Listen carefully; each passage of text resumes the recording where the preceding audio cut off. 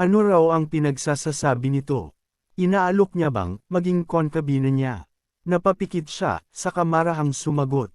Hindi ganon. Sinabi ko ang sinabi ko. Kung mapahamak ka at mamatay ng ganito, magiging malaking problema iyon para sa akin. Napasinghap si Solan. Bakit? Dahil ba ngayon na nalantad na ang totoo, basta ka na lang magsasalita ng kahit anong kalokohan? Alam na niya, ano pa ba? Plano nitong pakisamahan siya, kontrolin siya, at balutin ng mga kasinungalingan hanggang sa masanay siya rito. Hanggang sa maging ayon siya sa gusto nito. Tumakbo ka sa ulap at magtago, sabi niya sa sarili. Mas gugustuhin ko pang mamatay. Tahimik siyang tumitig. Sigurado ka ba? Kung gagawin mo yan, magiging maayos ba talaga ang lahat? Maiintindihan ba ng mga magulang mo? Noong nakaraan, nakahawak ang isang matandang manghuhula sa noo ng sanggol. Kinabahan ang ina. Bakit, matanda? May sakit ba ang anak namin? Umiling ang matanda. Walang sakit pero kakaiba ang kapalaran ng batang ito. Mahirap, malamig, napahigpit ang yakap ng ina. May pangalan na po kami. Pinutol sila ng matanda. Pangalanan niyo siyang Solan. Ang pangalan ay protection. Sa ilalim ng pinakamatinding taglamig, mabubuhay siya. Napairap ang maliit na Solan habang nakikinig sa kwento ng ina at ama. Grabe kayo, ma, pa. Sineryoso niyo yung kwento ng matandang siraulo. Tawa ang sagot ng ama. Hindi namin sineryoso. Nag-aalala lang kami sa'yo. Nagkunwaring dominante ang ina, kaya habang bata ka pa, tatawagan ka naming Ran-Ran. Para maging mainit na orchideas ka sa gitna ng taglamig. Namula siya, ma. Tigilan mo yan, ngunit hindi nagtagal, sunog, sigaw, dugo. Nakita niya ang bahay nilang nilalamon ng apoy, at ang mga magulang niyang nakahandusay, wala ng buhay. Ma, pa, mahina niyang sabi, nanginginig. Lumapit ang isang lalaking may malamig na tingin. Ito ba ang bata? May natatanging kalikasan, pangalan niya ay may Solan, hindi ba? Dapat kang magpasalamat. Ikaw ay magiging bahagi ng dakilang muling pagkabuhay. Sa kasalukuyan, nakanginig ang kamay niya habang nakatutok ang sandata sa mukha ni Fei Kong. Sino ka? Paano mo alam yan? Yung pangalan na yan, kami lang ang nakakaalam. Dahan-dahan niyang itinabi ang kanyang sandata. Kahit sabihin ko, hindi ka maniniwala. Kaya hindi ko nasasabihin. Lumakad siya papalabas. Nasabi ko na ang kaya kong sabihin. Nasa kamay mo na ang desisyon. Pagbukas niya ng pinto, saglit siyang huminto. Pero tandaan mo, yung pangako ko. Hindi yun biro. Pag-isipan mo ng mabuti bago ka magpasya. Naiwan siyang nakatulala. Ano bang nangyayari? Kinabukasan, sinalubong agad si Fei Kung ni Shadow 7, sumisigaw at galit. Boss, nasaan ka ba galing kagabi? Pinag-ubos ko oras ko sa pinapagawa mo. Isang malamig na tingin lang. Biglang binawi ni Seven ang yabang. Mukhang pagod ka pa. Basta, pag-usapan na lang natin to bukas. Pag-alis nito, napahiga si Fong. Umaga, pinapanood niya ang mga estudyante na nagsasanay. Kagat labi niya. Siyempre aalis siya. Kung ako rin, hindi ko pagkakatiwalaan ang tulad ko. Pinagalitan niya ang sarili. Bobo, tatapon mo ba ang plano dahil sa alaala 200 taon na ang nakaraan? Kailangan ko siyang habulin. Instructor, sigaw bigla ni Su. Paglingon niya, naroon si Solan, papalapit. Pasensya sa istorbo. Maaari ba kitang makausap sandali? Nagulat siya. Inspector Mayan. Sa tabi ng mga nag-eensayo, hinawakan niya ang kamay niya. Totoo, wala kang kahit anong chi sa katawan. Naniniwala ka na. Sinampal niya ng marahan ang kamay niya palayo. Tigilan mo. Akala mo ba maniniwala ako sa lahat ng kalokohan mo? Lahat puro kasinungalingan. Mula simula. Oo, sinadya ko. Gusto kong imbestigahan mo ako. Tarantado. Nilapitan mo. Ako para gamitin ako. Sino ka talaga? Ano pakay mo? At paano mo nalaman ang nakaraan ko? Huminga siya ng malalim. Akala ko, aalis ka. Siyempre dapat kong gawin yun. Pero isang bagay ang importante, yakapin mo man ang impyerno, tutuparin mo ang sinabi mo tungkol sa paghihiganti sa kulto. Kung hindi, ako mismo ang papatay sa'yo. Ngumiti si Faye kung mapait. Oo, tutulungan kitang wasakin sila. Tumitig si Solan, may bigat sa mata. Kung hindi ko lang narinig yung huling sinabi mo kagabi. Huminga siya. Iniisip ko buong gabi. Paano mo nalaman ang palayaw ko? Ran, walang ibang nakakaalam nun. Ni yung kulto hindi alam. Yun ang pangalan ko bago mamatay ang mga magulang ko. Ang pangalan ng batang masaya pa noon. Tumulo ang boses niya sa lamang at sakit. Hayaan mo na akong manatili sa alaala mo bilang si Ran, ang orchidyas na kumikislap sa gitna ng yelo, hindi bilang anino ng galit at pighati. Tahimik, maangin, mabigat, sana, bulong niya, nagpakatoto ka. Napatitig si Faye kung sa langit.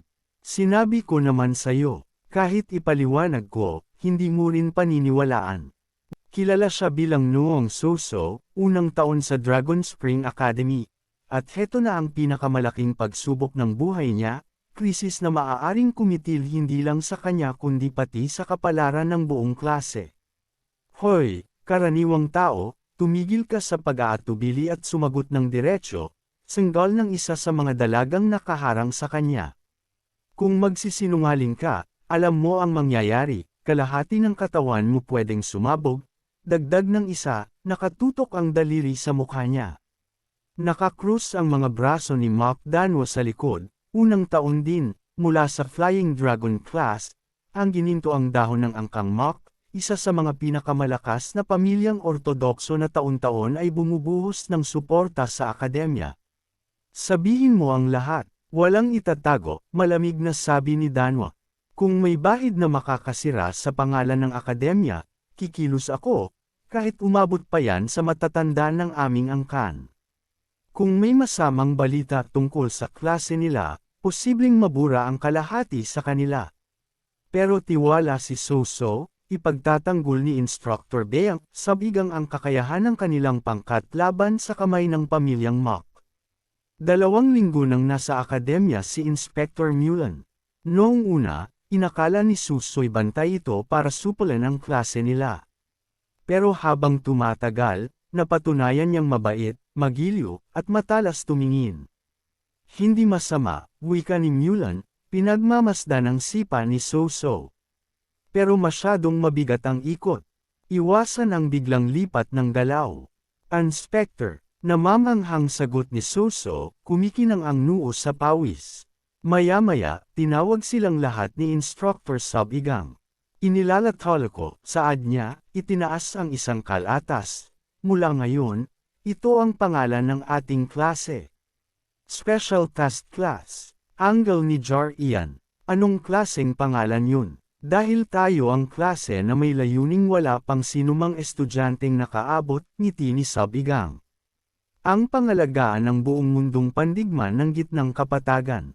1 buwan pa lang ang nakalilipas mula nang walang China instructor ang biglang magpakitang gilas sa harap ng lahat, majestic na kapangyarihan, sunod ang mabilis na promosyon bilang homeroom teacher nila.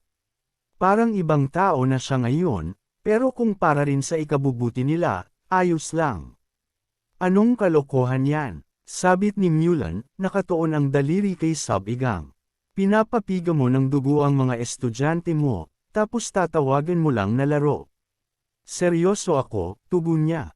Akala mo biro ang pagprotekta sa gitnang kapatagan. May pahintulot ka ba sa matataas ng akademya para gamitin ang pangalang yan?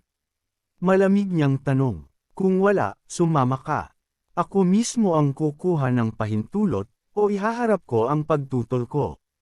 Mula sa magagalang at may distansya, naging mabilis ang palitan nila ng pingkian at tusong biro.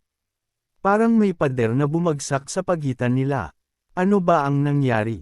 Hoy! Tama na ang romansa ng mga instructor, singit ng mga dalaga. Sabihin mo na lahat, Soso.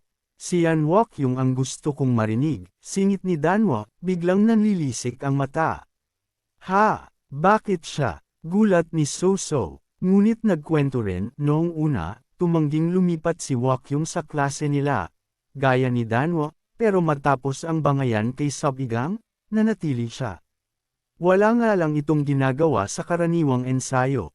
Anong ibig mong sabihin, pinapabayaan siya ng instructor? Pikong tanong ni Danwa. Hindi. Tarantang paliwanag ni So-so. Habang kami nasa basic drills, ilang beses ko siyang nakitang nakipagsagupaan mismo kay instructor. Siya lang sa buong klase ang tumapat ng espada sa kanya. Kadalasan, nakatayo lang siya sa harap ng manikang kahoy, parang estatwa. At bawal kaming manggialam. Kung gayon, hamupa ang pulang pisngi ni Danwa, ayos na yan sa ngayon. Sa muli, bago umalis, bamulong ang iba. Bantayan ka na namin. Nakangiting napakuyom si So-so. Tagumpay. Naitawid niya ang pangalan ng special task class. Noong pagkaraan lang, nalaman niyang nakatalagang maging kasintahan ni Mok Danwa mula pagkabata. Gabi, sa bubong, nakaupo si Shadow No. 1, dinidiliman ng umuusok na aura ang paligid. Lumapit si Sub-igang. Matagal tayong di nagkita, No. 1. Naglingon ang anino. Kamangha-mangha. Ginamit ko ang pinakamabisang pagtatago. Sinabi ko na, hindi umaandar sa akin ang mga ipinagmamalaki niyong teknik, tugon ni Sub-igang. Mas mahalaga, kung nagpakita ka, tapos na ang iniatas kong gawain, hindi ba?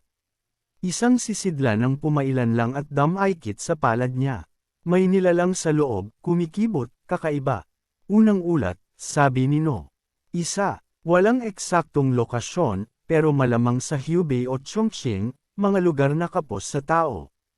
Ikalawa, ang kapaligiran ay binago sa anyong hindi pangkaraniwan, baluktot, banyaga. Hinanap namin ang lugar na tumutugma sa dalawang kondisyong yan. Akala ko mahirap hanapin, pero sa totoo lang, hindi mo ito mamimantas. Sabihin mo, ano ba talaga ang lugar na yon? Tinitigil ni Sub-igang ang nilalang sa garapon. Hindi ka rin maniniwala kahit sabihin ko. Sa pinakasimple, tanda ito ng kapahamakan. Nilamag niya sa palad ang nilalang sa bote. 10 taon mula ngayon, sasakupan ng lahi ng demonyo ang mundong ito. Kung uulirin, matagal nang may mga senyales.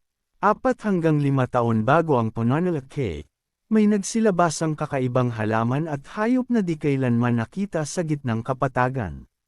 2 taon bago, nagsimulang umatake ang mga mutant na halimaw. 6 na buwan bago, kumalat ang mga mahiwagang karamdaman na walang paliwanag. Lahat iyon ay gawa ng mga demonyo, pagpapakawala ng napakakonsentradong mana upang baguhin ang kalupaan at gawing pabor sa kanila ang larangan ng laban. Terraformation ang tawag sa teknik na iyon, nalaman niya iyon noong naging alipin siya nila. Ang mga unang at pinakamalalaking interdimensional gate sa gitnang kapatagan.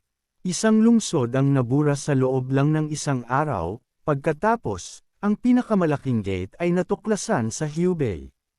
Kung pagdugtong-dugtungin ang mga katunayan, malamang na naikasa na ang pundasyon ng terraformation. Dati hinala lang, ngayon, may patunay, unti-unti nang nalalason ang lupain. Gumuhit siya ng bilog na mahika sa palad at sinipsip ang latak ng nilalang. Magaling ang trabaho, No. 1. Gaya ng napag-usapan, tatanggapin mo ang buong ulat sa ilang araw. Kailangan ko lang ng kaunting oras para isalansan ang datos. Tinawag siya ni No. 1. Ano ba talaga ang likas mo?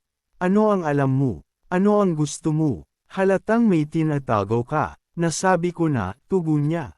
Sabihin ko man ngayon, hindi mo rin paniniwalaan. Darating ang oras na ikaw mismo ang magmamakaawang marinig, doon ko sasabihin ang lahat. Sa ngayon, ihanda mo na ang pag-alis sa kumunoy na akademyang ito. Sa bulwagan ng pamunuan, gumuhit ng sagisag si Simyong. Senior Instructor Deng. Vice Academy Master. Maayos ba ang pili para sa Heavenly Martial Tournament? Ayos, tugon ni Deng. Mula sa Flying Dragon, Lee Bigum. Mula sa Camellia, Mok Dan. Si Yan Wakyung. Tumatanggi pa rin. Kinausap ko muli, sabi niya'y makakasagabal lang sa pag-aaral. Karaniwang problema ng mga batang Panginoon, buntong hininga ni Simeon. Sige, siguruhin niyong mahigpit ang pagpili. Ito ang pinakamahalagang palabas ng akademya sa labas. Ang Heavenly Martial Tournament ay handog ng Orthodox Alliance, 3 dakilang akademya, White, Heavenly, at Dragon Spring, nagpapaligsahan sa husay ng mga disipulo.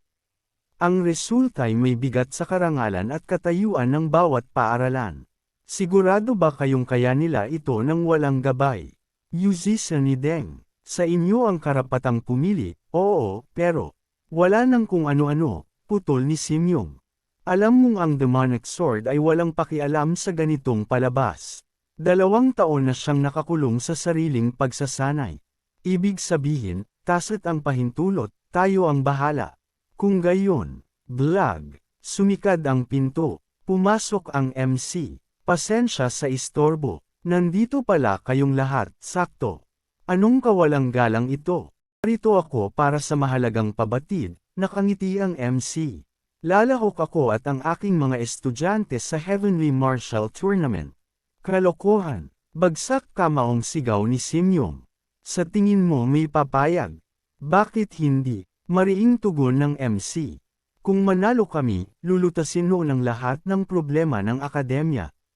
Isantabi mo ang kabobohan mo. Senggal ng Vice Master.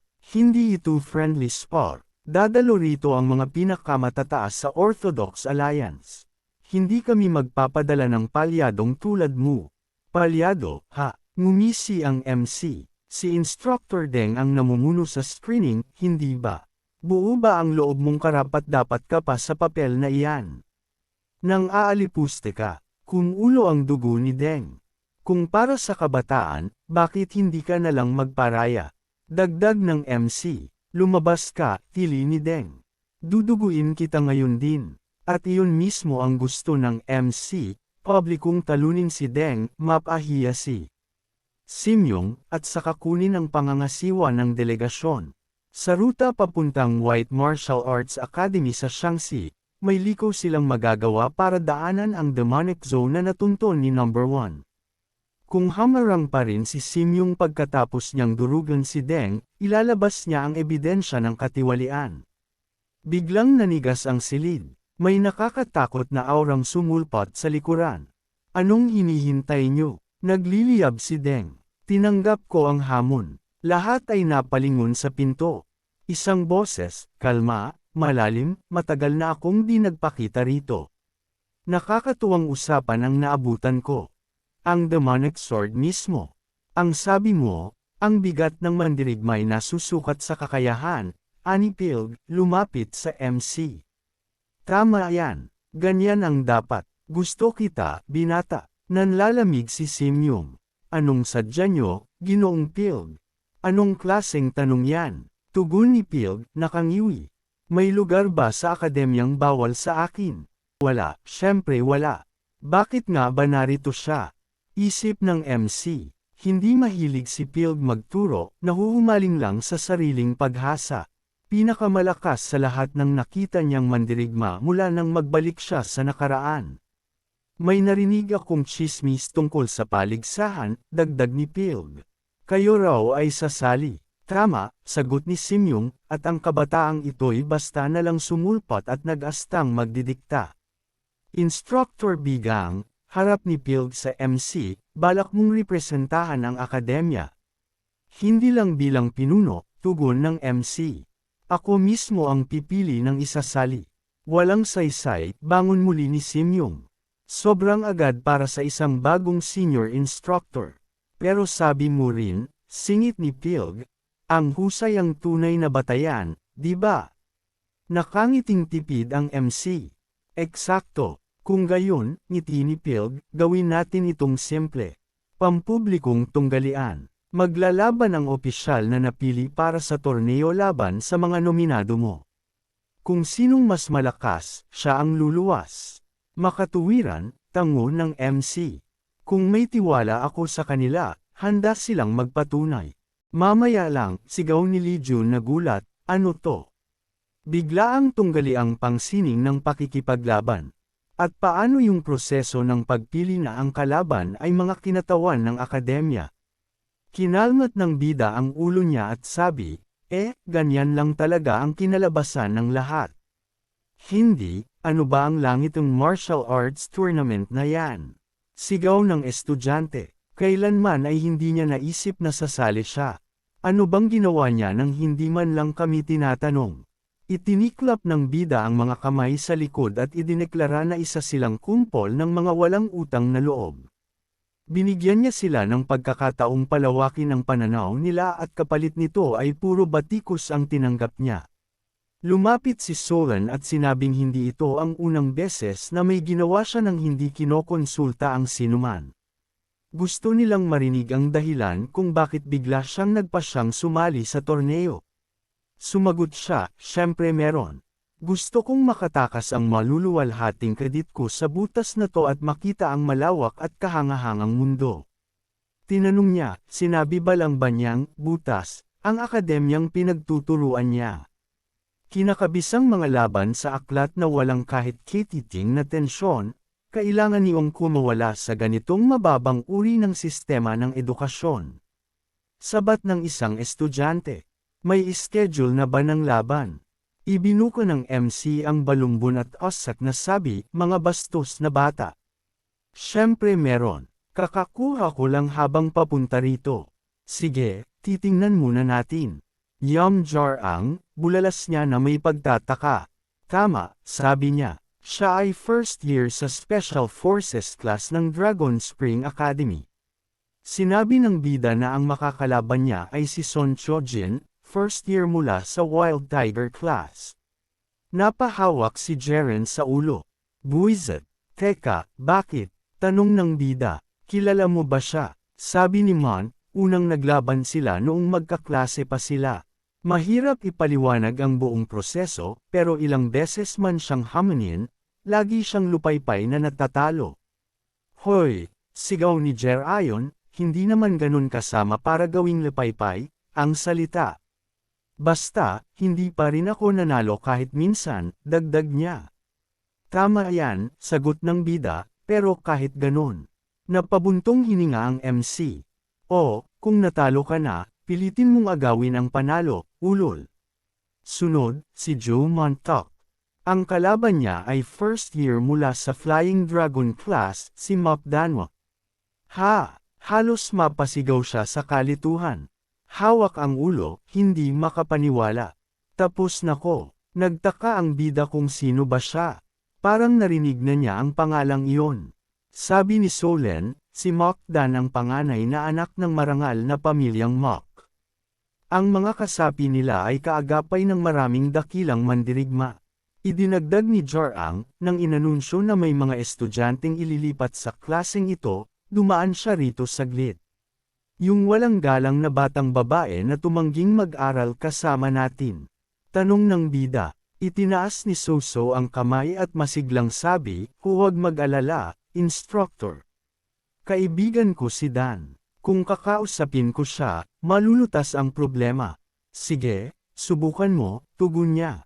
At agad niyang tinawag si Su para sabihin ang kalaban nito. Soso, ang kalaban mo ay second year mula sa Wild Tiger class, si Wonggi. Sino yun? Sabi niya, kilala niya. Panganay na anak ng isang lalaking bantog sa buong kontinente. Eksakto, ani niya. Kaugnay din yan kay Instructor Bo Yong. Oo, medyo malupit talaga, sabi ng MC. Sunod, si Yan Wakyung. May kikipaglaban siya sa third year mula sa Flying Dragon class, si Lee Bigong. Tiningnan niya ito na tila nagtatanong, anong klaseng reaksyon yan?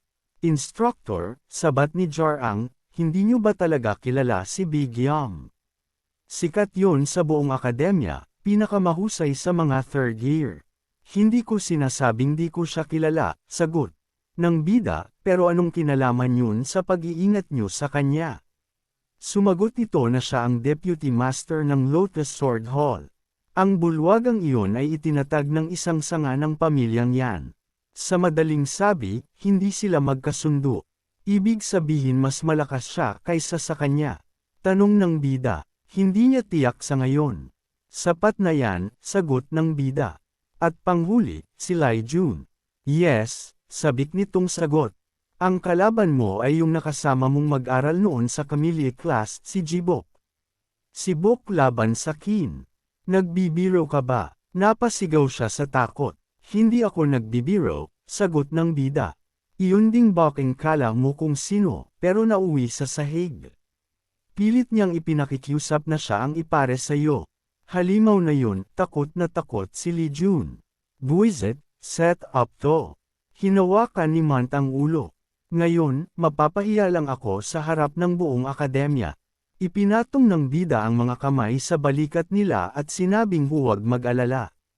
Mga minamahal kong estudyante, sa tingin niyo ba papayag ang guro niyong nakatayo lang at nanunood habang ginagawa kayong katatawanan? Pero tandaan niyo ang isang bagay, no pain, no gain. Isang linggo na lang bago ang paligsahan, pwede bang dagdagan natin ang effort? Sabi ni Mock, hindi na siya interesado kung mananalo. Masaya na siya sa ganito. Ngumiti ang MC, hindi raw siya interesado sa opinyon nito. Makalipas ang kaunti, nagbubuhat na ang mga lalaki ng malalaking bato sa balikat. Sumisigaw ang bida habang pinapanood sila. Sa susunod na linggo, 3 beses ang tindi ng basic training nyo. Ito ang special training na may takdang panahon. Lumapit si Soso, paano naman ako, instructor? Itinuro niya si Solan. Ang natatangi, kahanga-hanga, napakagaling, tunay na master, siya ang bahala sa training mo. Wow, ang galing, sabi ni Soso. Galit na tugon ni Solan, hindi siya pumirma para rito. Sumulong si Wakyong at sinabi na mag-iisa siyang mag-e-ensayo gaya ng dati. Kamao, iwagayway ng MC, ayos. May tiwala ako sa'yo. Lumapit si Legion at nagmakaawa, instructor, baka kailangan ko rin ng special training. Umiling ang bida, ipagpatuloy mo ang breathing technique. Pero sa sitwasyong to, desperado siya. Hindi ba dapat may bago na kayong ituro sa Kin? Ilan beses ko bang uulitin? Tugon ng MC. Ito lang ang pinakamabilis na paraan para lumakas ka. Gusto pa sana niyang tumutol, pero, hay, buntong hininga ng bida, ang tigas mo ngayon. Anong problema? Dahil ba si Bo ang naging katapat mo? Tigilan mo ang pang-inig nang wala sa lugar. Ikaw na nga ang nakaduro sa lupa kay Wakyong dati. Pagkatapos ay nilapitan ng bida si Solan at itinuro ang mga estudyante. Inspektor, pakibantayan mo paminsan-minsan ang mga siraulong yan. Ano? Bakit ako? Pasigaw niyang tugon. At saan ka pupunta sa kalagitnaan ng klase? Itinaas niya ang hintuturo. Kailangan daw niyang dumaan sa isang lugar. Kapag may naghanap sa kanya, mag-imbento na lang daw siya ng dahilan. Sa susunod na segundo, nagsimulang maglaho ang katawan niya. Iniunat ni Solan ang kamay at sinigawan siyang, teka, buwisit na tao, naisip niyang galit. Kaya pala gusto niyang mapalapit ako, para manipulahin ako. Lumapit si Soso na tuwang-tuwa, Inspector, alin pong training ang uunahin natin? Maya-maya, umupo si Legion sa posisyong meditable, iniipon ang enerhiya sa dibdib, malalim ang buntong hininga, at inalala ang mga sinabi ng instructor. Hindi pala, bulong niya. Ngayon malinaw na sa Kin. Ang dahilan kung bakit niya natalo si Wakyong noon ay dahil ipinakita sa kanya ng instructor ang buong teknik ng espada ng kalaban bago sila nagtuos. Kung magbabanggaan silang muli, hinding-hindi niya ito matatalo. Tiningnan niya ang kamay. Oo, mas malaki na ang internal energy niya kaysa dati, ngunit bumabagal na ang progreso. 1 linggo mula ngayon, sa harap ng lahat, makikipaglaban siya kay Bu. Sisipat ba ang ganitong training para talunin siya? Napalingon siya sa pinto ng bulwagan, may maririnig na tunog ng pagsasanay. Dahan-dahan niyang binuksan, sumilip, at nagtanong sa sarili kung sino ang nag-e-ensayo ng ganito kalit. Nakita niyang buong sigasig na binabanatan ni Bo ang kahoy na dummy. Bu, gulat niyang isip. Napansin ng magiging kalaban niya ang pagbukas ng pinto. Nagkubli si Legion sa likuran nito, tinakpan ang bibig. Guni-guni ko lang ba? Tanong ng nasa loob. Bakit siya nag-e-ensayo ng ganitong oras? Hinawakan ni Legion ang ulo at ulong na pagkamalan niya ako. Malamang nasisiraan ako ng bait sa kaka-breathing technique. Anong akala mo at sumisigaw ka ng ganyan? Para bang may kahanga-hanga kang nagawa? Daga ka lang na palihim na ng boboso sa ensayo ng iba. Doc Bo, bakit? Bakit ka nandito ng oras ng gabi? Ano? Ipinagbabawal ba na mag-ensayo ako? Noong magkaklase pa tayo, ni minsan hindi ka nagsariling ensayo. Tignan mo tong bibig ng batang to, ngayon, naglalakas loob ka pang sumagot. Masyado kayatang naging komportable habang wala ako. Wala ring saysay kung babanatan kita rito. Lumayas ka. Pagkalipas ng 1 linggo, dudurugin kita sa harap ng lahat. Hahayaan niya lang akong makaalis ng ganito. Siya na ba talaga si Gok? Ewan ko kung bakit pero ang gaan ng pakiramdam. Ginhawa. Anong sinabi ko? Nakakaramdam ako ng ginhawa dahil hindi ako binugbog ni Gok ngayon lang. Hindi pwede to. Hindi pwede ng ganito. Anong katatawanan to? Akala ko'y palihim kang isang dakilang guro sa martial arts kaya basta-basta mo akong hinamon sa spar. Sandali pa nga'y kinabahan pa ako, iniisip na baka totoo. Nakakatawa pala ako. Anong problema mo? Akala ko ba papatayin mo ako kanina? Pero sa itsura ngayon, ako pa ang lumalabas na masama rito. Ha, bakit si Iam Jeryang na may ganitong kaawa-awang kakayahan ang nag-isip na kaya niya akong haminin? Bakit, dahil ininsulto ko ang pamilya mo? Galit na galit ka ba? E ano naman ang magagawa mo? Lahat ng sinabi ko ay totoo. Ikaw, pamilya mo, bawat isa sa inyo, pawang mga gago. Tumahimik ka, hayop ka. Kung ayaw mong nauuwi sa ganito, sana alam mo ang lugar mo at natahimik ka na lang. Kahihiyan ka sa mga Orthodox sect. Mahinahon ka, Iam Jeryang. Anong nangyari? Di mo ba maalala? Bumagsak ka sa gitna ng pagsasanay. Sobra-sobra ang ginawa mo. Kaya ayon. Ganun ba, buwiset? Ano tong kalokohan na to? 6 pang araw nating titiisin ang katarantaduhang to. At saka, nasaan na ba yang si Sabgang? Iniwan tayo sa ganitong basurang pagsasanay, huwag mong sabihing nagliliwaliw lang siya kung saan. Nandito ako, mga lintik kayong disipulo, instructor, sa itsura nyo, natapos nyo man lang ang lahat ng paulit-ulit na ipinaensayo ko. Kung tutuusin, dapat kayong parusahan ng mabigat sa panlilinlang sa inyong guro at pagdadala ng kahihiyan sa sekta. Pero dahil nagsikap kayo, palalampasan ko. Panlilinlang sa guro at pagdadala ng kahihiyan sa sekta. Anong kalokohan yan? Hindi naman tayo iisang sekta. Talagang gumagawa ka ng paraan para mapalo ka. Saka, saan ka ba nagpunta? Hinahanap ka ng inspektor buong araw. Akala mo ba nag-aaksaya lang ako ng oras sa paglalaro? Marami rin akong inaasikaso. Sige, umpisahan na natin ang one-on-one na leksyon nyo bilang paghahanda sa pampublikong martial duel. Teka, anong sabi mo? May training pa. Magdamag na kaming nag-ensayo sa katawa-tawang regimen na yun, tapos idagdag pa to. Anong sabi mo? Siyempre may kasunod pa. Sa tingin nyo ba basic training lang ang kailangan para talunin yung mga yun? Imposible, malinaw. Kahit anong gawin natin, sa loob lang ng 1 linggo, gamit ang karaniwang antas namin, paano namin tatalunan ang matatataas na talento tulad ni Sang Chojin at McDana? Sige na, diretsuhin mo kami. Kapag tiniis namin lahat to, kaya ba talaga naming talunin sila? Hindi ako magsisinungaling. Kahit anong gawin nyo sa loob ng 1 linggo, hindi mataas ang tsansa niyong manalo. Haha, alam ko na.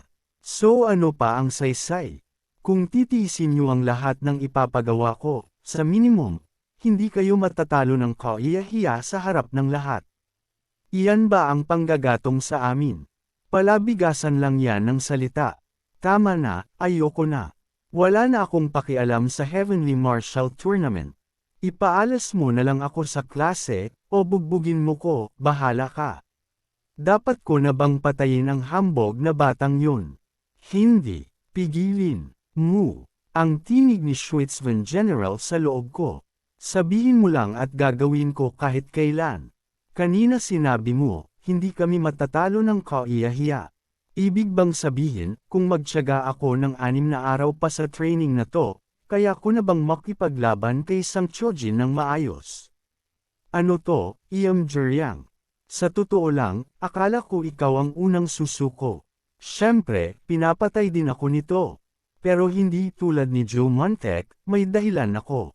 Kailangan kong maghayganti sa hayop na yun na si Sang Chojin, ano man ang kahinatnan. Huwag mong sabihing magpapritake ako ng moralidad, na hindi kita sasanayin kung baluktot ang layunin mo, o kung ano paman. Malayong malayo, perpektong sagot yan, full marks para sa'yo. Anong nakain mo at bigla kang interesado sa Heavenly Martial Tournament ngayon? Master Yan Wokyong, nagpunta ka ba talaga sa gasgasing lugar na to para lang pag-usapan yan? Senior Lee Big Ian, third-year student ng Dragon Spring Academy, Flying Dragon Class. Lotus Sword Hall, Vice Master Lee BGM. Lee BGM, matagal-tagal din mula nang huli tayong magkita ng personal. Kumusta ka noong panahong yun? Isantabi mo ang mga walang kwentang pagbati na yan. Naging ganun ba tayo kalapit para magbatian ng ganyan? Tama na, ano bang iniisip mo? Year 3 student ng Dragon Spring Academy, Flying Dragon Class. Vice Master ng Lotus Sword Hall. Bakit bigla kang gumagawa ng eksena, sinasabing gusto mong sumali sa Heavenly Martial Tournament ngayon? May hindi pagkakaintindihan. Hindi ko desisyon ito. Bigla lang itong pinlano ng instructor ko. Yun na ba ang pinakamaganda mong palusot? Bakit hindi ka nalang magsabi ng totoo? Inaamin mong kinimkim mo ang galit dahil inagaw ko ang pwesto mo. Tapos natalo ka sa sariling kasakiman. Hindi mo matanggap na hindi ikaw ang nasa pinakamataas na upuan, hindi ba? Batang amo ng Destructive Sword, Yan Clan, hindi pa rin nagbabago ang ugali mong mag-imbento ng sariling conclusion. Kung gusto mong isipin yan, bahala ka. Aalis na ako. Huwag kang mag-ilusyon, Yan Wokyong. Ang tanging dahilan kung bakit tiniis ko ang kawalang galang mo ay dahil sa respeto sa main clan. Hindi dahil mas mahina ako. Pero dahil ikaw mismo ang nanguna mang asar, nag-iba na ang kwento. Kung iniisip mong ililigtas ko pa ang dignidad mo sa pampublikong martial duel, nagkamali ka. Dahil ba galing ako sa branch clan kaya tingin mo magaan ako? Ano ba talaga ang pakay mo sa pag-ensayo rito sa academy? Para ipakita sa mundo ang katotohanang hindi alam ng mga karaniwang tao. Na ang swordsmanship ng clan ko, na walang tigil sa pag-unlad, ay mas mataas kaysa sa destructive sword ng Yan clan na lumalambot sa katahimikan at nagpapakulong sa dugong pinagmulan. May isang bagay tayong napagkakasundoan. Anong sinabi mo? Pero idagdag ko rin ito, huwag basta bunutin at iwagayway ang espada kung hindi mo naman ito layong ipanlalaslas. Nakakahiya sa pangalan ng clan mo. Anong sinabi mo? Magkikita ulit tayo sa public martial duel. Hanggang doon. Column. Hambog na bata. Lumayas ka. Sa loob ng 1 linggo, dudurugin kita sa harap ng lahat. Ang mga salitang iyon, at ang pagsasanay niya kagabi. Ibig sabihin, seryoso rin talaga si Gokbo para sa public martial duel. Kumpara sa kahapon, parang may kakaiba sa training niya, bulong ni Jeryang. Hoy, wag mo siyang guluhin kung wala namang dahilan. Joe Montek, bakit ka nandito? Kita mo naman, nagpapahinga sa gitna ng impyernong special training na to. Hindi ko dapat panghusgahan, pero sigurado ka bang okay to? Pag nakita ka ni Instructor Sabigang, hindi siya darating ngayon. Narinig ko nagturo daw siya buong gabi kay Jeryang ng kung anong kakaibang cultivation. Tapos umalis na naman sa academy. Buong gabi, nagturo siya sa'yo ng bagong cultivation method. Hindi ako, si Jeryang lang. Sinabi ko sobrang pagod ako kaya natulog na lang. Sabi ko pa nga, instructor, pakibigyan mo rin ako ng special training. Alam mo sinabi niya, mag-circulate ka lang ng energy mo. 6 na araw akong mag-circulate ng chi tapos makikipaglaban ako kay Gokbok sa harap ng academy. Hindi pwede to. Salamat po sa pagtuturo ngayong araw, Inspector. Manam, nagpakahirap ka hanggang gabi. Magpahinga ka na. Si Sabigang, hindi pa rin nagpapakita kahit isang beses. Dahil sa kanya, ako na namang nagturo sa mga bata buong araw. Pero, kailan pa ba ako huling namuhay ng ganito, katahimik? Ang pagiging guro, hindi man ito nakasulat sa kapalaran ko, hindi pala ganun kasama. Ngayon ko lang naalala, ano kaya lagay ng mga ibang estudyante? Dan lang, Inspector, ba't ka nandito? Hindi ba sabi, energy circulation lang dapat hanggang duel? Kagabi, sabi ni Instructor Sebang, magsisimula na raw ako mag-ensayo ng sword technique simula ngayon. Ha? Bakit? Bigla na lang sumusulpot ang taong yun at biglang nawawala. Basta, huwag magpuyat sa pagsasanay. Opo, Inspector. Tapo na rin sa wakas. May resulta. Hindi pa. Malayo pa. Pero kahit ganito ako, hindi ako matatalo ng ordinaryong kadet. Ang yabang Ngumingiwi pa. Kung ganun, subukan natin. Alamin natin kung sino sa atin ang nag-ensayo ng may pinakamatinding desperation ngayong linggo. Paghihiganti laban kay Sang Chojan. Na ang makakalaban mo rin ay siya ring target ng galit mo, sobrang sakto, parang malas at kapalaran na nagtagpo. Pwede ko bang marinig ang kwento mo? Saan ba ako magsisimula? Nagsimula lahat noong pareho kaming kadet sa iisang grupo. Hindi naman kami agad magkaaway. Siya ang tagapagmana ng isa sa pinakaprestihiyosong clan sa buong Jiangho, habang ako, galing sa isang maliit at walang buhay na martial clan. Wala akong dahilan o intensyon na magkadikit ang landas namin. Pero, nalaman niya rin sa huli. Hoy, Yam Jiryang, ano yun, Sang Chojan? Ang nakatagong katotohanan tungkol sa walang pangalan mong martial clan. Hayop ka, galing ka sa unorthodox faction di ba? Paanong nakapasok ang langaw na katulad mo sa Dragon Spring Academy? Unorthodox, seryoso, galing siya sa underworld sect. Totoo ba yun? Huwag kang maniwala sa kung saan mo lang napulot na chismis. Oo, totoo, dating unorthodox martial artist ang ama ko. Pero matagal na niyang tinalikuran yun, at kinilala ng Orthodox Alliance bago pa ako ipinanganak. Kaya tumahimik ka, isang maruming kalahating dugo na asong kalye tulad mo nagmamalaki. Traidor sa sariling pinagmulan at naglakas loob pang magkaanak. Nakakasuka. Ama at anak, pareho kayong basura. Ang pinaka hindi ko matanggap, hindi lang ang salita niya, kundi dahil ang lakas niya ay kaakmas sa angkan niya. Pagkatapos ng nakakahiya kong pagkatalo sa unang gabi, hinamon ko siya muli at muli. Pero hindi, kahit minsan, hindi ko man lang natamaan kahit isang hibla ng buhok niya. At isang araw, bigla na lang inilipat ang grupo ko rito, sa special purpose class. Yun lang. Ano, hindi ka man lang niya pinadala ng assassin. O sinugod ka sa gabi. Walang ganun. Anong kalokohan yan? Akala ko ang lalim ng dahilan mo kaya seryoso ang tingin mo. Yun pala, pambatang rason. Nakakabitin. Mas mabuti pang bumalik ka sa basic training. Buwisit ka. Kahit mukha tong mababaw sa'yo, hindi ko kailanman mapapatawad ang hayop na yon. Ininsulto niya hindi lang ako, pati ang mga magulang ko.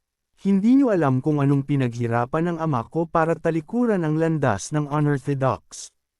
Tingnan mo, isang araw, babagsak din siya sa kamay ko. Kahit ano pa ang kailangan kong gawin. Kahit ano. Kahit ano, iyan ba talaga ang desisyon mo? At kung oo, kahit nakakabitin ang kwento mo, maganda ang apoy sa dibdib mo. Hindi ka nalunod sa awa sa sarili, gaya ni Dan Lim. Gusto ko yan. Ibig sabihin, pasado ka. Tutulungan kita. Ano, paano? Balak ko ibigay ito sa'yo sa ibang panahon. Pero simula ngayon, ilalagay ko ito sa katawan mo, mismo sa gitnang energy core mo. Hintay, ano yan? Kahit ipaliwanag ko, hindi mo maiintindihan ng buo. Ang mahalaga, kakaibang uri ito ng energy, hindi tulad ng pangkaraniwang martial artist. Dahil doon, manlalaban to. Magwawala. Hindi ito basta-basta mag-fuse. Hanggang sa araw ng duel, tungkulin mo gamitin ang internal cultivation method na ituturo ko para supalan at i-harmonize ang lakas na to. Isang bagay ang sigurado, kapag nagtagumpay ka, siguradong mas malakas ka kaysa ngayon. Kapag nagtagumpay, at kapag pamalya, pwedeng sumabog ang ulo mo. Ano, biro lang. Pero, totoo, kapag pamalya, sakit na parang mas mabuti pang mamatay ka. So, game ka pa rin. At doon nagsimula. Naglaan ako ng 19 na oras bawat araw para lang supulan at lunukan ang enerhiya. Hindi ko namalayan, 5 araw na ang lumipas. Noong una, parang binubutis ang dibdib ko, pero sa paulit-ulit na cultivation, unti-unti rin itong kumalma. Nagtagumpay ba ako? Hindi ko ramdam ang malaking pagkakaiba, at yung taong nagbigay nito. Hindi nagpapakit, buwisit, baka niloko lang ako. At kahit ganito, handa na ako, kahit papaano. Nagsisimula ang public selection duel para sa Heavenly Martial Tournament. Pipiliin nila ang mga representative sa pamamagitan ng martial duels. Hindi pa nangyari to dati. Ibig sabihin wala tayong training ngayon. Panalo na yan. Special purpose class daw sila, di ba? Sa tingin nyo may laban sila? Imposible. Nandito lang tayo para panoorin silang durugan. Hindi mo alam. Huwag mong kalimutan, tinalo ni Dan Lang si Yan Wakyong dati. At kasama rin nila ngayon si Yan Wakyong. Tanga ka ba? Kahit genius si Yan Wakyong, hindi pa rin niya kaya si Lee Bigam. At hindi lang siya nandito. Nandito si Mokdan ng Sword Flash Mok Clan, Sang Choja ng Heavenly Tiger Martial Academy, at Gakbok ng Dragon Tiger Escort Agency. Puro bigatin. Hindi natatalo ng pawis ang talento. Tama, mga pinakamagagaling na estudyante sila sa academy. Walang paraan na talunin sila ng mga ordinaryong bata. Ngayon, matututo rin sa wakas ang bastos na batang yun ng leksyon. S.A. Bigon. Mukhang pinahirapan mo ng husto ang mga cadets mo nitong nakaraang linggo. Siyempre, para magkaroon ng silbi ang mga inutil, yan ang minimum effort. Hindi sila inutil. Kawawa sila. Dahil sa isang tanga nilang instructor, nagsakripisyo sila ng walang kabuluhan at ngayon mapapahiya sila sa harap ng lahat. Pinag-iinitan mo pa rin ako. Wala kang ibang ginawa kundi magkimkim. Sandali. Ibang espada yan. Magaling kang tumingin. Espesyal tong espada. Custom made para sa mga elite cadets para sa tournament. Violet Dawn Sword ang pangalan, 200 silver niyang ang ginastos ko. Pumuputol ng bato na parang mantikilya. Hindi nababaluktot. Perpekto. Kung aalisin ang mga dekorasyon, average lang to. Pero halos kapareho ng sword type ng Demon Army, hindi aksidente yan. Kahit ano, gagamitin ko na lang. Instructor ba, bakit hindi tayo tumaya habang nanunood? Ha, bet. Naniniwala naman tayong parehong mananalo ang mga estudyante natin. At hindi pa natin natatapos ang huling hidwaan natin. Ano ang taya? Simpleng request mula sa panalo. Walang tatanggi. Ha, sige. Tanggap. Nakangisi, gusto mo ang espada no? Halata sa mata mo. Gusto mong maagaw ang Violet Dawn Sword. Kasakiman mo'y nakakatuwa. Pero ang gusto ko, kapag natalo ka, kusang magbitiw ka bilang instructor. Mawala ang special purpose class, at ibalik si Yan Wukyam sa dati niyang lugar. Tapos na ang kasunduan. Walang atrasan. Pahayag sa entablado. Ang duel na ito ay magpapasya kung sino ang magiging representative natin sa Heavenly Martial Tournament. 5 matches, 1-on-1. Panalo sa submission o pagkawala ng malay. Sinumang susubok pumatay, talo agad. Unang laban, Challenger, first year Suyang ng Special Purpose Class. Laban kay Sang Choja ng Flying Dragon Class. Narinig ko nag-training ka raw buong linggo. Joke diba? Huwag mong sabihing naniniwala kang kaya mo ako. Hinding-hindi mo alam ang lugar mo. Ilang beses na kitang binugbog. Alam ko. Eksaktong 8 times. Bogo ka. Like hell tatamaan ako ng atake mong iyon, tanga. Wala pa ring nagbago. Natural. Akala mo ba talagang kaya mong talunin si Sang Chojan? Halata namang talunan pa rin. Marami na silang laban noon, at laging panalo si Sang Chojan. Lalo lang lumaki ang pagitan. Hindi lang yan. Pinili ang matchups ng perpekto. Experience yan. Hindi tulad ng bag itong katulad mo, Sebang. Sa halip lang sana na mahiya at matalo, pero dahil sa tanga mong pastahan, sinira mo ang buhay mo. Ginawa mong puhunan ang estudyante mo. Ngayon tanggapin mo ang kapalaran mo. Gamble daw. Seryoso ang MC. Sino nagsabing sugal to? Ito ay nakasulat na resulta. Tinamaan ako ng maruming aso na to. Buisit, single ni Sang Chojin. Isang mababang mongrel katulad mo. Paano ka nakakatawang ganyan sa harap ko? Sunod-sunod na palo. Duguan. Ubo. Nakaisang tama lang siya, pero binabalatan na naman siya ng buhay. Sa huli, dahil lang ba nag-relax si Sang Chojin sandali? Kahit anong gawin, parang wala pa ring nagbago. Natural. Careless lang siya. Yan wakyong. No, teka, careless din kasi lagi yung gago dati. Yung hambog na yun palaging nagyayabang na hindi raw siya natatamaan kahit isang beses ni Yamjuryang sa lahat ng duels nila. Pero kahit gaano kasama ugali niya, genius pa rin yun. Anak ng prestihiyosong clan. Dahil lang sa carelessness papayagan niyang tamaan siya ng isang taong natalo niya ng 8 beses. Ibig sabihin, Heavenly Tiger Martial Academy, isa sa pinakamatanda at pinakamataas na paaralan sa Hunan, 100 dagdag disciples. Ako ang nag-iisang anak ng master. Pinakadakilang prodigy, master ako sa lahat ng teknik ng academy. Lumaki sa elixir, tonics, resources. Ako ang piling henyo sa mga henyo. Heavenly Sun Moon Radiant Sword Art. Hindi ko mapapatawad ang sarili ko. Simula ngayon, ibubuhos ko ang lahat. Dudurugin ko tong basurang to hanggang hindi na siya makahinga. Sunod-sunod na atake. Sigawan. Lupay gumuguho. Tapos na rin. Nakakaubos ng oras. Tangina, ako rin pala yung pinatataob kanina. Juryang, basag ang labi, nanginginig, pero, tumayo. Hoy, saan ka pupunta? Hindi pa ko tapos. Yun na yung pinakamalakas niya, tinamaan ako pero, buhay pa ako. Kung ayaw mong lumapit, ako ang lalapit. Bobo ka, tingnan mo yan, natuto kang tumanggap ng palo. Pero tandaan mo ang lugar mo, mongrel. Juryang, nag-iisip habang binubugbog. Ano to? Parang nasasanay na ko sa sakit. Biglang nag-iba sword movements niya. Bakit iba galaw niya? Lalong lumalakas. Hindi, imposible yan. Hindi pwede. Ano ginawa niya ngayong 1 linggo? Sigawan ng audience. Tingnan niyo, napapa-atras si Sang Chojin. Kalmado, nakumpirma ko ang regression. Sinimulan kong i-design ang libo-libong anti-demon tactics. Isa sa shelved projects. Mana injection para forcibly ma-awaken ang martial artist. Simplified version ng modification experiments na ginawa sa akin ng demons. Sa akin noon, halos ikamitay ko.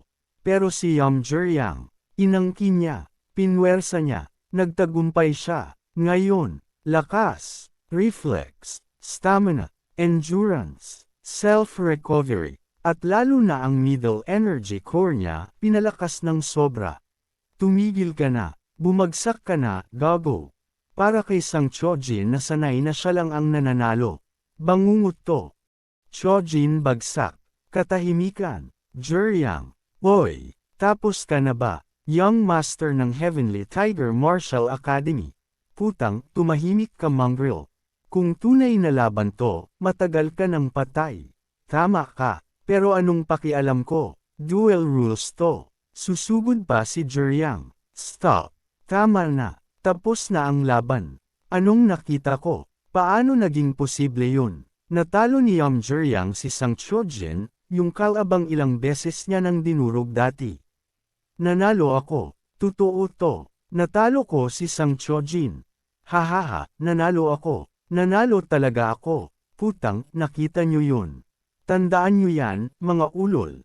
Tinalo ko si Sang Chojin. Bakit siya ganyan bigla? Napapraning na ba sa dami ng bogbog?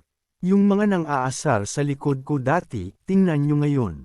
Hoy, Jiryang. Ginawa ko na lahat para supulan yung nagwawalang enerhiya sa energy core mo. Technically, mana lang niya yung napakalma ko. Kailangan mong magpahinga. Walang kahit anong paggamit ng inner energy for 2 days, malinaw. Hayaan mo na ba yun? Kanina, nag-circulate siya ng energy at parang mamamatay na. Nagsuka pa ng dugo at himatay dahil sa konting paggamit ng chi. Huwag mong sabihin, tinuruan mo siya ng demonic art. Tama na, Joe Montak. Aware ako sa risk. Alam kong ganito mangyayari kapag sinagad ko chi ko. Inaral ko tong martial art nang malinaw ang utak ko sa magiging kapalit. Kaya tumigil ka na sa walang kwentang salita. Bahala ka, huwag ka umiyak sakin kapag sumable yan. Maganda na concerned ka sa kaibigan mo. Pero may mas dapat kang alalahanin. Alam mong ikaw ang susunod, di ba, Joe Montek? Palagi kang tumatanggi sa training ko. Aba oo, may plano na ako. Pag-start ng laban, susuko agad ako. Walang saysay lumaban sa laban na sigurado ka ng talo. Ang tanga mo. Attention! Pagkatapos ng panalo ng SPC sa unang laban, sisimulan na ang second duel. Mula sa Special Purpose Class, First Year Joe Montek. At mula sa Flying Dragon Class, First Year Mokdan. Hindi na kailangan ng Grand Entrance. Tahimik lang siya pero parang hinihiwa balat ko sa presensya niya. Walang kahit isang butas sa stance. Ganito pala ang harap-harapan sa Sword Flash Mock Clan. Kahit pareho kaming first year, ang layo, sobra. Ito ang realidad. Ang mga ordinaryong tao, kailangan lang matutong mabuhay. Pero nakakahiya naman yata kung susuko agad ako sa unang segundo. Siguro kunwari akong lalaban kahit isang tama lang para kay Jiryang. Pang-forma lang. Second match, begin. Dapat lang ganyan. Hoy, tama na. Buwisit ka. Tama na sabi. Hindi normal yung inner energy movement mo. Niloko ka ni Sabwang na yun. Bakit mo pinipilit sarili mo ng ganito? Hindi mo naman first time matalo kay Sang Chojin. Pwede ka namang lumunok ng pride mo ulit. Ano? Akala mo wala akong pake? Akala mo dahil natalo na ako ng 8 beses, okay lang yung pang-siyam?